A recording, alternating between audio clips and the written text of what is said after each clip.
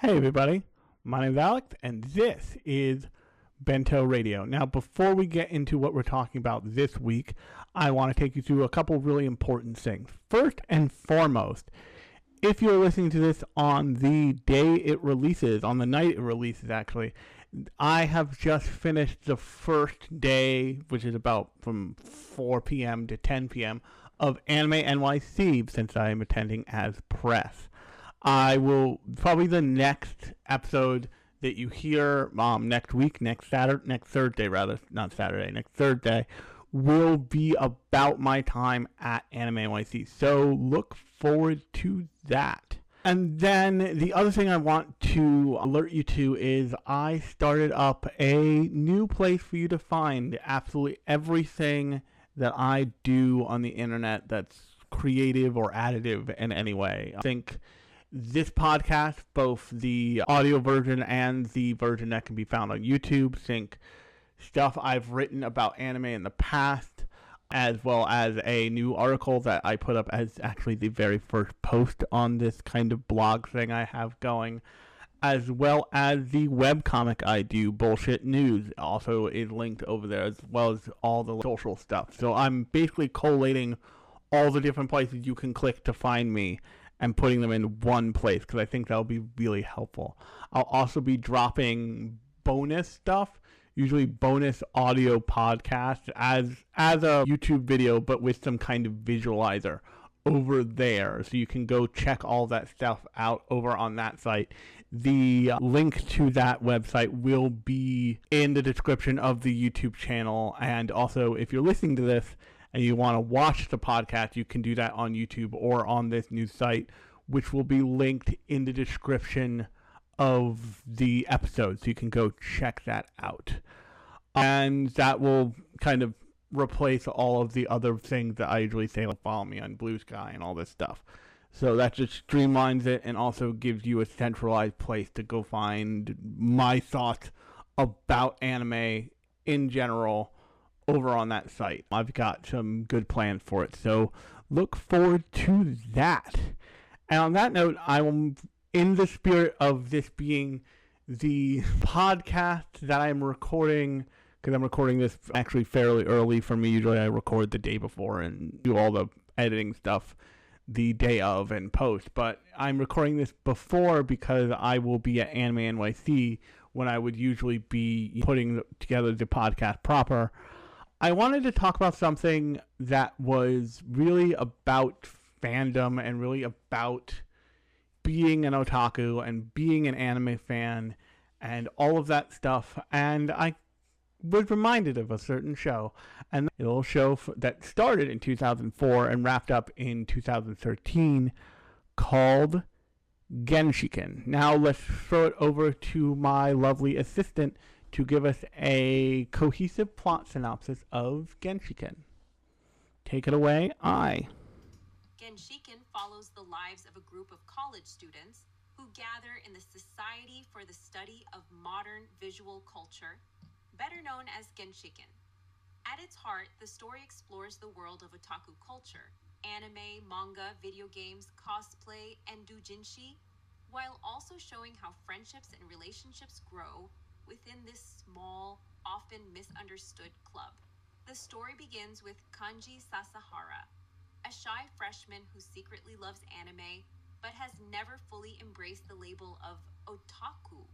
Joining Genshiken pushes him to confront his insecurities and gradually find confidence among like-minded friends. Alongside him is Makoto Kusaka, a seemingly handsome and cool student whose deep obsession with games and anime surprises everyone, and his girlfriend Saki Kasukabe, who initially disapproves of the club but slowly warms to the group, becoming one of its most memorable members. As the series progresses, the club welcomes more eccentric personalities, hardcore doujinshi artists, passionate cosplayers, and die-hard gamers. Through their interactions, Genshiken balances comedy and slice-of-life realism, portraying both the joys and struggles of being an otaku in society. More than just a series about fandom, it's ultimately a story of acceptance, personal growth, and the bonds formed through shared passion. With the synopsis out of the way, I want to start with a little bit of a history lesson here. And that history lesson is surrounding the anime bubble. So if you don't know anything about the anime bubble, I've talked about it a little bit before on this editions from my old podcast, Lunchbox Radio. The anime bubble is a period of time many people in the Western world dictate as being from the late 90s to around 2008, 2010. And that's when things like Cool Japan started, when anime became a huge cultural export. And in practice, what that looks like is licensing went wild in terms of what shows were being licensed. Now it feels to you, because of very often, that we're getting everything, but more and more you're noticing things are left out. A lot of this has to do with people flying a little too close to the sun, like they did with interspecies reviewers back in 2020, and just being like, maybe we don't put a show like Nukatashi on streaming platforms. And those shows do exist, by the way. If you ever want a wild ride, you don't even have to join. Take a look at the catalog for a new streaming service called Ocean Vale. Ocean Vale is very much about, we want adult-themed animation to deliver to the masses. And they've got a toggle on the site and the web app that is like, do you want safe for work or do you want not safe for work? That's a very clear demonstration of, oh hey, we want to make sure that you know what you're picking, but also we want to give customers access, viewers and fans access to this stuff. But so it can feel at first blush we're getting a lot of the market, and we still are. Even a certain level of those niche, I don't want to use the word fetish, but it fits a little, shows are showing up on mainstream platforms like High Dive and Crunchyroll and the likes. But in the anime bubble, they had this thing called, I think it was called chain licensing, which worked basically like this. If you wanted this one show, you had to also license this other way less popular show. So a perfect example is like Toei Animation would be like, you want Dragon Ball Z, then you have to license Ranma. Now, those are both super popular shows, but there were certainly examples where one show was something not a whole lot of people would be fans of or would have heard of, and the other one was the one you were going after. What this meant was there were tons of shows that were licensed and contracted to have to come out. And so you had this glut of anime. The anime industry did not take to streaming really by choice. So you had this glut of anime, and you have a physical media market that is insistent in the era of time when Netflix is starting to get going and when Hulu is starting to get going. And when all of these streaming platforms are starting their rise. And the thing that ultimately broke the camel's back was because everybody had access to the internet, everybody had all the equipment. You can still buy this equipment and use this equipment now. I'm currently digitizing my physical library because I'm tired of buying a new Blu-ray player every 5 seconds.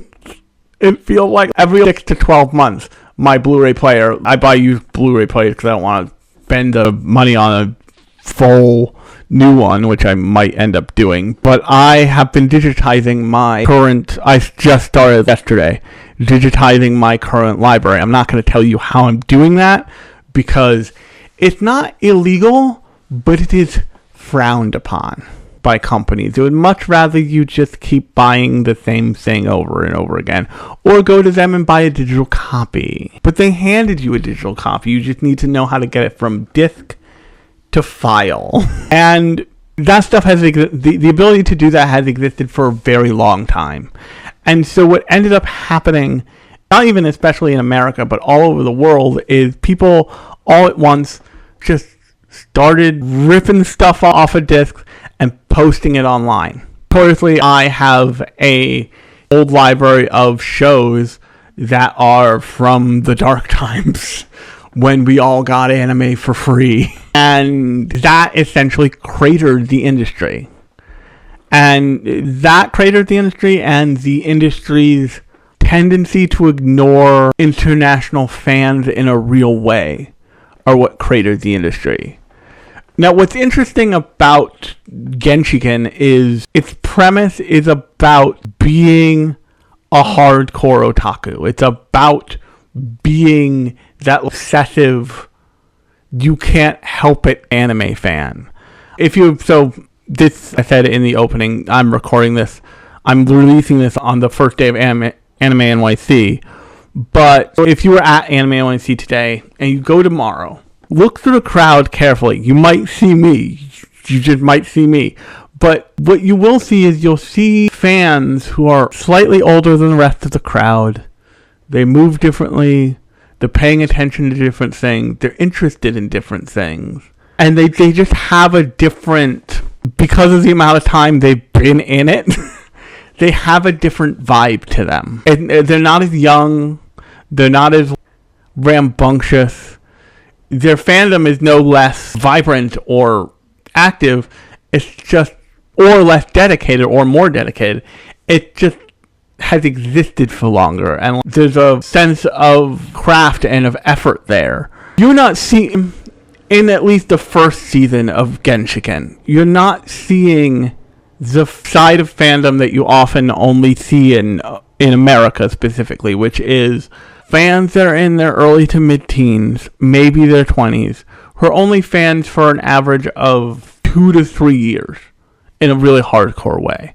What you're seeing is people who will be anime fans for life. And case in point to this, there's Genshiken is the very first season. There's a Genshiken Namida, which is I believe that's what they call the second season, which focuses primarily on female otaku, although Sasahara is still there. And then there's a manga spin-off called Spotted Flowers that's about, I think it's about Sasahara and Ochiko, the rambunctious character they add in Genshiken Namida, the second season of it, who get married and are having a kid. And through the show, it kind of follows Sasahara specifically, really all the characters, but definitely Sasahara specifically, through their lifetimes and shows them as hardcore otaku all the way through their lives. In a way that feels, it doesn't feel unapologetic, but it feels honest. They're hilarious. It's meant to feel like a super hardcore otaku show that they invent out of thin air for all the characters of the show to be watching. I believe they produced the actual show, I think, for 12 episodes, and it was called Kujibiki Unbalanced. If you've ever watched Genshiken, the very first episode, the opening sequence that plays, it looks nothing like the cover art, and you're like, what the hell is happening here? That's Kujibiki Unbalanced. They made that thing real for 12 episodes, all on its own. And the point of that show is to be a kind of stereotypical otaku bait show. And throughout the first 12 episodes, there's a scene that they keep coming back to over and over and over again, with all these teenage girl characters in a sweatbox in their underwear, basically falling all over each other and slip and sliding. They show this so many times. And the gag with the show is that it doesn't want to move the lens off of the focus of the obsession. And the focus of the obsession is this very fetishized, very obsessive, for lack of a better word, focus on the anime of the time, which in this case was real moe, cutesy. Yes, there's a story to Kujibiki Unbalanced, but they make sure, at least in Genshiken proper, to never focus on it. You get bits and pieces of the story, but the story in the Kujibiki Unbalanced doesn't matter. They are so much more focused on the characters and on the aesthetics and on even the directorial choices, and they make up directors to have worked on this thing. At some point late in the first season, you actually meet one of the directors. He shows up to their college to do a cultural event thing. But the whole point of the show is to not celebrate hardcore anime fandom, but to explore it and to lay it bare in front of anybody who watches it. And they do that really well with the use of Saki, who is this character who's deeply attracted and wants to date this character named Kosaka, who is not so much a generalized otaku, but he's definitely a video game focused otaku. I mean, he also watches anime and reads manga, but he's primarily obsessed with video games. And at the very opening of the show, she reacts the way that lots of people react to otaku in Japan, which is like, oh, that's gross. You guys are gross. Only as the edge of that reaction dulls for her, and as she comes to understand the fact that, yes, there's a gross aspect to it, but there's also this, like, deep cultural appreciation and practice of craft and artistry and philosophy to this kind of fandom when it is that deep and that meaningful. She softens and even approaches, protects their school club, because she sees that Madarame and Sasahara and the whole group of them, a bunch of little gremlins, absolutely. But so is Kosaka, the guy she likes, the guy she's hopelessly, madly in love with. And for as many laid bare, gross, weirdness things that that all of them have going for them, they also have really good qualities. Madarame is, as a character, is really frank and honest and insightful about art. In the very first episode, there's a great scene, and you can go see this in the manga. I think I have the entire manga for this as well. If I don't, I have close. I would have to check. I haven't checked my shelf for it in a while. But in both the manga and anime, both pretty closely align. It's got a pretty full adaptation, actually. But in the very first episode, there's this scene where he draws 2 dots and a little bracket tilted on its side. He says, "What does this look like?" And Saki answers, "A face." And he goes, and then right next to it, he writes a W above an X that's also above a Y, all in a line. And he says, "What does this look like?" And Saki, without thinking, says, "A woman's body." And he essentially talks about iconography and human beings' ability to recognize the human form in anything. The whole theory about the fact that humans can recognize faces and everything, part of the reason why some cars look like they have eyes, is why all cars look like they have eyes, is our preconditioning to recognize a face in anything we look at that has markings on it, from cars to dogs to everything.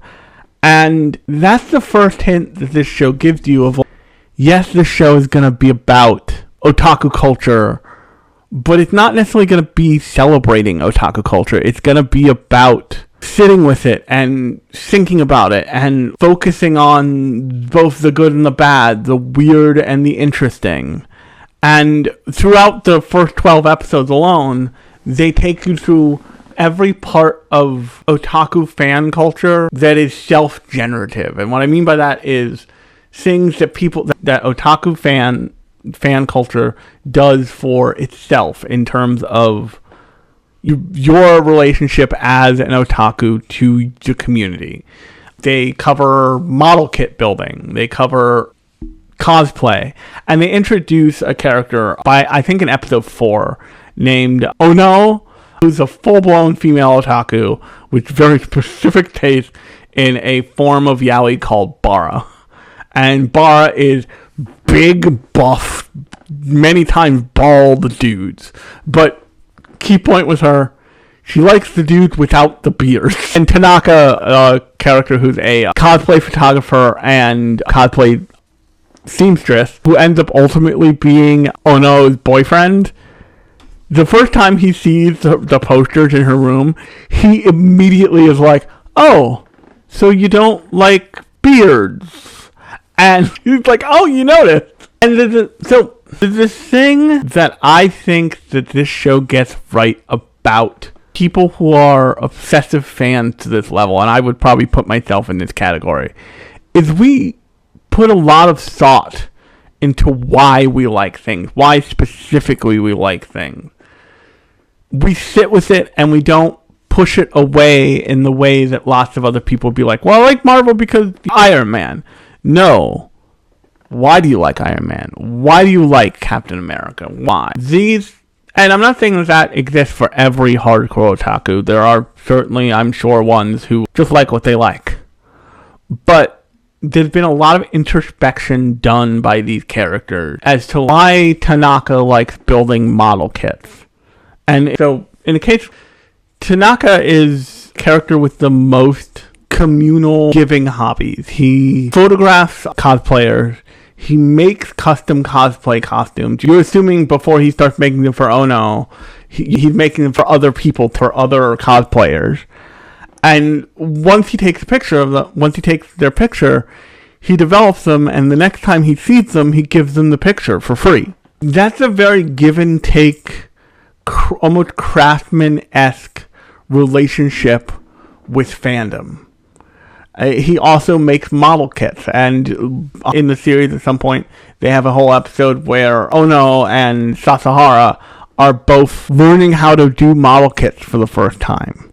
And as somebody who's done model kits, the first time you do it, it's like a whole involved thing. You can get as involved as you want to, but it's like a whole deal. You want somebody to show you how to do it.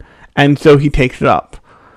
Kugiyama is the closest thing the show has to like a genuine artist character, and his sketches are really good, but Kugiyama also has serious anxiety and confidence issues, so he never puts it out there. Madarame is the closest thing outside of Sasahara or Shodai, who we'll get to in a second. He's a special case, has to a really generalized otaku. Madarame is about all of it, all the time. And he's also this platonic ideal of an otaku.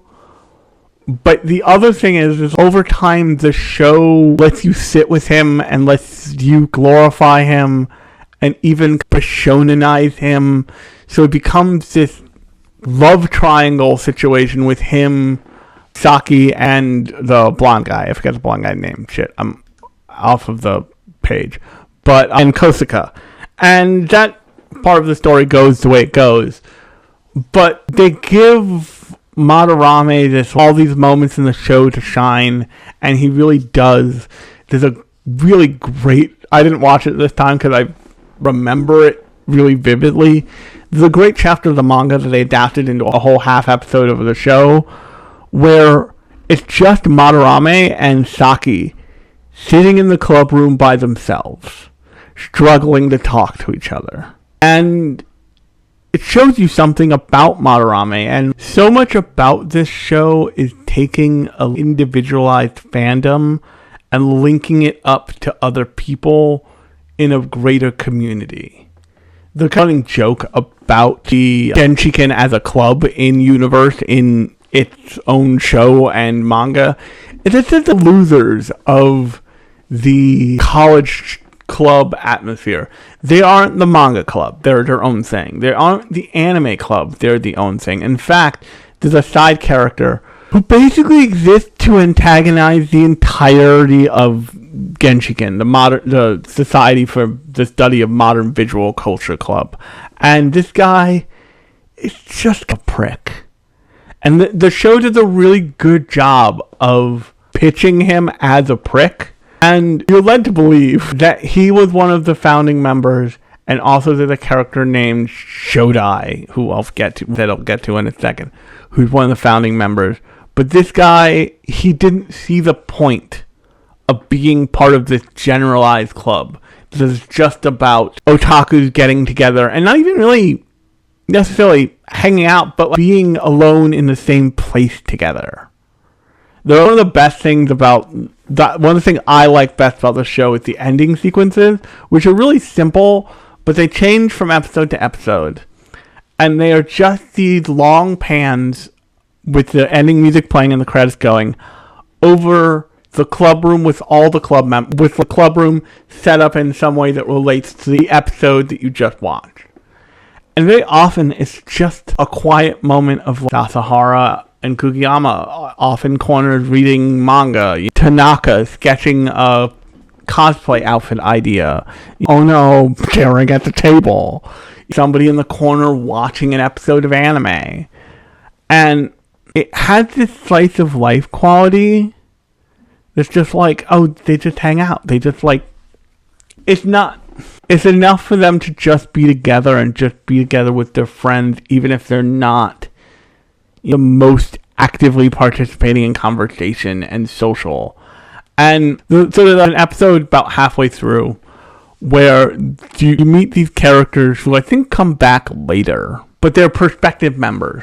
And the prospective members are this character named Koichi, who's just a weirdo, who's just a socially inept weirdo.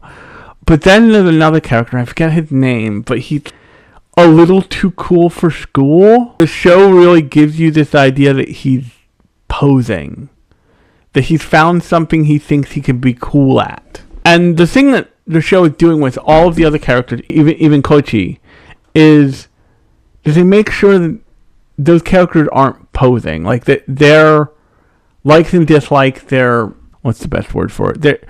Their feelings are shining through. Oh no, it's like a weird little cosplay witch who activates every time she gets the chance to put on a costume. But otherwise, she's incredibly reserved, incredibly shy. In the manga and the second season of the anime, it takes a really long time for her and Tanaka to officially become a thing, because they're just not built like that. And so eventually they come to, from what I remember, I think, oh no, goes to Saki and says, how do I make this happen for real? I'm a dunce, he's a dunce, but I want this to be a real thing. I want us to take the next step. And Saki, I think, gives her the idea of, why don't you do erotic cosplay? And Ono's first reaction is like, that's fucked up. Why would you suggest that? That is sullying the art. What is wrong with you? And eventually she does it, and walls break down, and they become a full deal, and this whole thing. But in that, I forget the character's name. He's got like brown goatee. He looks trendy, of the time kind of guy. You feel him so clearly trying to force what all of the other characters are capable of naturally. And in a significantly earlier scene, they show you Madarame, Tanaka, and Kageyama all having a conversation about anime, and they juxtapose it with Saki having a conversation about fashion. And the point of the scene is that they are so similar in their cadence, in the way that it's worded, and the way that arguments are structured, that there's really no difference. It's just about the level of social acceptance and the level of deep knowledge there, because the thing that separates the two really is Madarame and Tanaka and Kageyama have this deep knowledge deep earned knowledge of the medium of anime and all this other stuff, and Saki is just talking about trends, and she's picking out an outfit, and she's giving the surface, where Madarame and the others are really cutting deep and being really thoughtful and methodical with their thoughts on doujinshi, porn, anime, all of it. And that combined with the very first instance of that, which was the women's body WXY thing, is really effective in being, oh, he's kind of, Saki, as well as anybody else, has this same inclination that otaku do. But otaku recognize it and turn the dial up on it. And the best platonic ideal of this, they give you no window into his thoughts at all about, is the first chairman in the show, named Shodai, is an eldritch being. Nobody knows how old he is. Nobody knows what year he's in, although apparently he decides at some point to get around to graduating. Nobody knows. Nobody knows how old. Like I said nobody knows how old he is. Nobody knows where he comes from or where he goes. But he's very clearly this calm, almost like Zen version of otakudom as a platonic ideal. Although he's also extremely creepy. Show goes out of its way to say, hey, this guy has been installing spy cameras throughout the campus of this college for decades. No one knows what they are. People only have some ideas, maybe because he gives them warnings when he feels like it's necessary. At a point, he says to Saki, hey, maybe don't go into the upstairs, maybe don't go into the third floor bathrooms ever again. Maybe just don't do that. Maybe also be very careful about how you change in this room, if you ever change into costumes in this room. And it's played off as a joke on Saki. A lot of the jokes in this show are at Saki's expense specifically. Actually, Saki or Sasahara's little sister, who are the quote-unquote normie women in the show. But like I said, their goal isn't to glorify being an otaku. It's to be honest about it, but also show that there is value in it, and there's value in dedication to a fandom of an art form. And with that, you have this really honest relationship, and Saki eventually becomes the point of view character for the first season, at the very least. Later on, it changes from Sasahara to other characters down the line, but she becomes the point of view character for the season, and she recognizes that these guys might be dorks, and they might suck, but at least in a character like Kosuke, or later Madarame, the thing she finds endearing about them, the friendship she forms with all these people, is because of who they are, and their fandom has informed that on such a fundamental level that if Kosuke wasn't a fighting game fan, wasn't an anime fan, wasn't an otaku at all, he would be a different person. It's the same thing with Sasahara, the same thing with Madarame and Tanaka and certainly Shindo and Kageyama and all of them. They are, and she says it much to Sasahara's little sister, whose name I forget, but Sasahara's little sister is, women flock to Kosuke because he is very classically charming looking and hot guy. He's the hot otaku, so to speak. Only both where Saki learns the lessons and is willing and has clearly had a relationship with Kosuke enough for there to be give and take there that's honest and real. Sasahara's little sister can't break the barrier. She can't get past it, and eventually she tries to become that kind of otaku to go after specifically Kosuke, and eventually Saki is like, you can't do it. This isn't a thing that you learn, it's a thing that takes you. It either clicks for you or it doesn't. And I'm not saying that you can't just casually like anime. What I am saying is that the kind of thing that drives you to consistently watch one medium of entertainment for decades and write about it on the internet and talk about it on the internet once a week and expand it to YouTube videos, all the stuff that I do, is not something that you can just dip your toe in. It's just not. And that's true for me, but it's also true for much bigger influencers than I am. The Otaku Anonymous guys also have this. They're just training it to a much more commercial angle than I'm interested in doing. But what Saki essentially says is like, they can't help it. You can't enter that world, and they can't leave it. But you can meet in the middle, and so there are a lot of people who think that if somebody doesn't like the same things you like, then a relationship would never work out. This is a similar thing to what people think about if you're not 6 feet tall or taller, then I don't want to date you. That's a fundamental misunderstanding and misuse of dating criteria. Very often if somebody likes something that you don't like, that's fine. If you don't like them because they like something, you probably don't like them that much. So the great, actually not great, probably cursed and deeply misleading poll that came out a couple weeks ago that said that anime is the third least desirable hobby for a man to have. It is less desirable for a man to be into anime than it is for a man to be into the manosphere, which is insane. That's an insane thing to say, because yes, anime and anime culture, and especially hardcore otaku culture, have their issues, but the manosphere is insane. It is about subjugating and mistreating women very often as an expression of your manliness. It's toxic male culture aimed at formatting the youth to be like that. It's bad.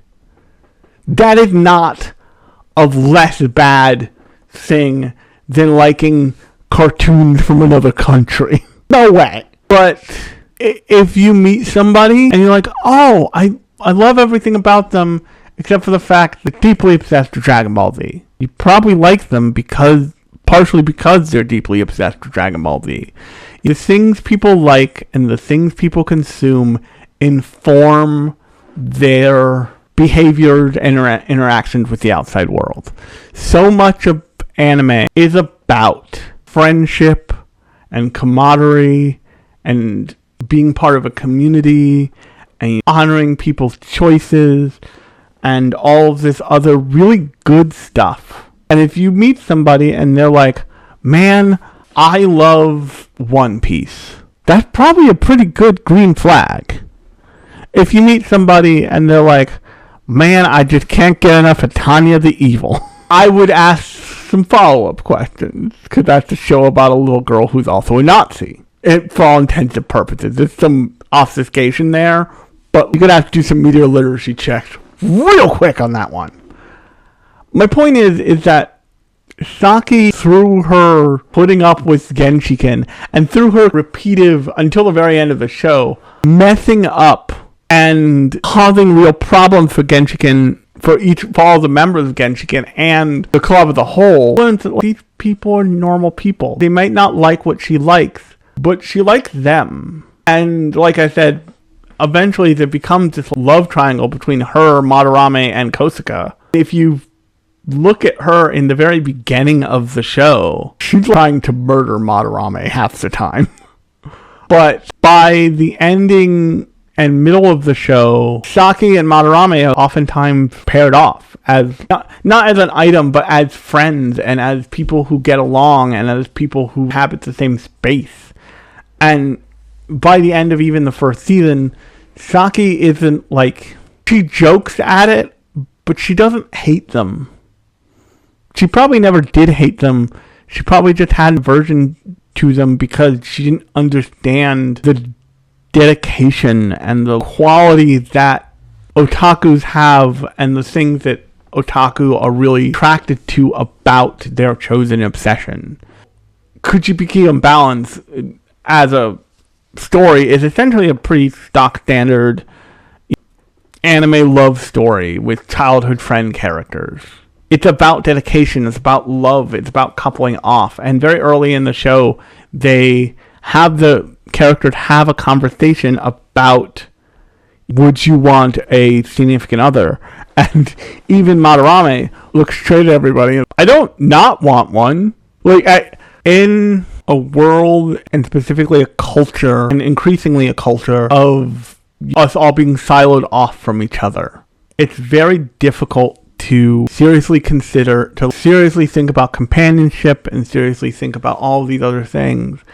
And there's a great, so this is a little bit of a tangent, but it'll make sense, I promise.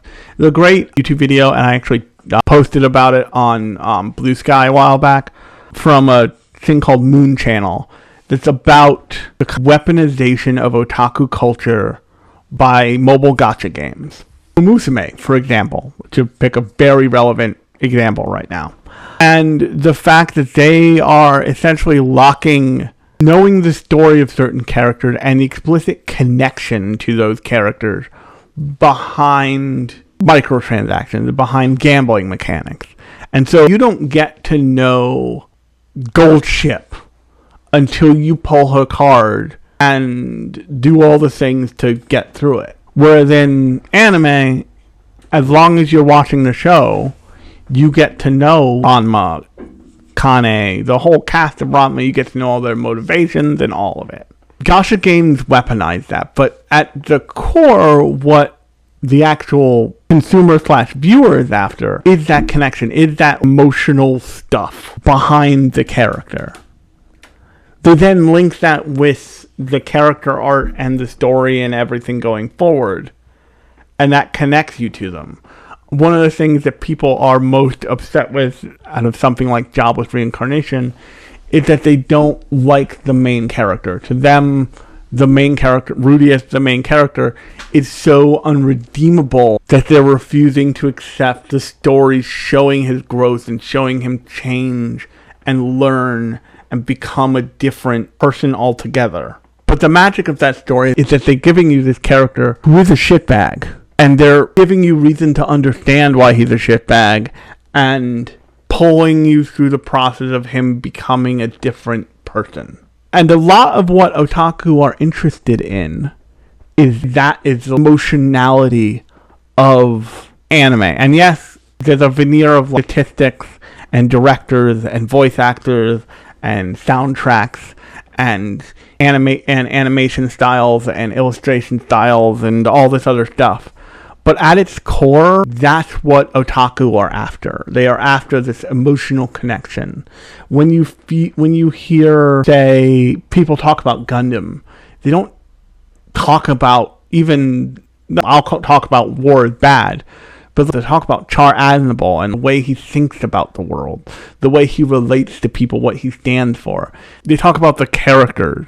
You talk about something like Macross, you talk about the characters. You talk about Ranma, that show is about its characters. Anime's biggest strength is the ability to take these colossal swings with stories and with concepts that are still so character-focused, they feel personal and real. If you look at something like Vinland Saga, that's what that thing is about. If you look at something like Full Metal Alchemist, that's what that is about. These are huge shows with big, incredibly complicated worlds, but you still focus on the main characters, the side characters, the sprawling cast. You look at something like Dragon Ball Z, which arguably has a not very well fleshed out world. You start to look into that world, it makes a lot of no sense. But you're so focused on the characters, you don't care. The capsule corpse of it all doesn't really factor into it. Naruto infamously coasted, in many cases still coasts, on your relationship with its characters, on the fact that they know that they can let you hang out with even the side characters and you'll be entertained and you'll watch it. Now that has its limits, but that's true of a lot of anime. And what you see even in a character like Ono, who is much less about the model painting, manga reading, doujinshi having, although she does definitely has doujinshi. She shows Sasahara's sister at one point, looks at a doujinshi that's a female-oriented doujinshi, and her eyes go wide like dinner plates. She's like, holy shit! They make this stuff for women? Oh my god, I might actually be able to get into this. And even though Ono is part of that, when she cosplays, she considers the interiority of the character. She studies the character so she can behave like the character. And they make that point very clearly early on. When Ono's in a cosplay of a fighting game character, and she talks like the fighting game character. She acts like the fighting game character. And Tanaka's like, no, she's not being an asshole. That's what the character is like. That's how the character would respond to you right now, to Saki. And Saki just brushes it off. But that dedication and that love for what was seen in the original character and in that personality and in that piece of writing is no different than people who love movies, is no different than people who love all kinds of stuff for worse reasons. And the thing I've always liked about the show, and the thing that I think is missing from people's thoughts about serious hardcore fandom, I'm not talking about I love Jujutsu Kaisen or I love, name your top Shonen Jump anime. I'm talking about, no, I sat and I watched all of Nukatashi. I sat and I watched all of these very specific niche shows that don't make it very far up the ladder. People are seeing something in there that is speaking directly to them in a real meaningful way and oftentimes has deeply important effects on them that other things don't have or can't have. I talked about it a little bit in the previous episode, but a lot of Nukatashi is about not the luridness, it's about the examination of the acceptance of casual hookup culture, the acceptance of a relationship without love, or a relationship purely based on physical attraction, all this other stuff that people think about, I'm sure, but don't verbalize. There's value in verbalizing it. Part of the reason anime is so expressive is because the culture it comes from has a lot of rules and trappings that stop expression at a certain point. And you get, even Ono, who's a character who spent a lot of time in America, is different, is more reserved, especially in the first season. But later on, you get more characters like Kuchiki, or the blonde girl who's straight up half American and is from Los Angeles or something in the season, where they show you the kinds between Japanese otaku culture and Western otaku culture, and the kind of loud anime fandom that like I are used to is not necessarily what Japanese anime fandom is. But the connections are the same. Love of comes from the same place and for the same reasons oftentimes. A great that happened to me when I was in Golden Guy. Only ever been one time, but the first time is I went to a bar that you actually probably still find if you're in Golden Guy, and I think it's on like the 2nd Street of Golden Guy, maybe the first or second. Anyway, there's a bar that says "Come on in, we're awesome." If anybody was asking what bar to go to in Golden Guy and English was your first language, this would be the bar I would tell you to go to, because the bartender is a former English teacher. She rules, and she speaks fluent English. So you go and you pay your entry fee, which is something like $20, which is fine. The deal was with the bars in Golden Guy, it's how they keep them small, basically. But I went in there and there was a salary guy sitting there. And when I mentioned I'm an anime fan, that's why I'm here, she just kind of laughed and she's like, "Oh, you seem a little bit more tame than most of them that I've ever seen." I'm like a little older than most of them. And the guy sitting next to me just was like, "Oh, what do you like watching this season?" And as soon as I said Freyren, he's like, "Good choice, bro." There was just "Oh, you're deep in it. You're doing it. You've been doing it for a while, clearly." I'm like, and that kind of there by the 2nd season, but this season very much focuses on people otaku and why, and there's lots of you have to read between the lines here, why they like these emotional, very hardcore otaku focused shows like Hibiki Unbalance, which is the main show they talk about. Although there are there's also a show that's full of references, and a show that was clearly a show and property that was clearly being done with kind of explicit blessing of the entire industry, because these things and Tanaka build a sandcastle, and they just build the castle from from the Lupin movie, the one that Miyazaki directed. I forget. They build the castle Cagliostro. They all, and then immediately because he really likes the Fuma conspiracy too, and that kicks off a whole rant. There's all these different Easter eggs. I think Tanaka's ringtone is the Final Fantasy VII battle music. They do a little bit of dodging around that when necessary, but they all just put full-on fighting games. Like Puyo is on the screen for a period of time. Pop is just there. They really make an effort for it to be about the culture as much as possible, which I really appreciate. And on that note, that's actually where I'm going to leave it. If you like this episode, new episodes come out every Thursday. Usually like this, but next week will be my expose on what I saw and what I thought about C 2025. At some point, I'm probably going to put up my retrospective about Anime NYC 2024 from last year. So on bentobox.ghost.io, which is the first time I've ever said that into a microphone. So whoopee me. But you can go click on that link in the description of the YouTube channel, or if you're listening to this right now, and you have to be watching it, go on over to the YouTube channel or over to that site. Again, it is bento-box.ghost.io. I looked at getting bentobox.com. It was $50,000. I don't got that kind of cash, so we're keeping the .io now at least.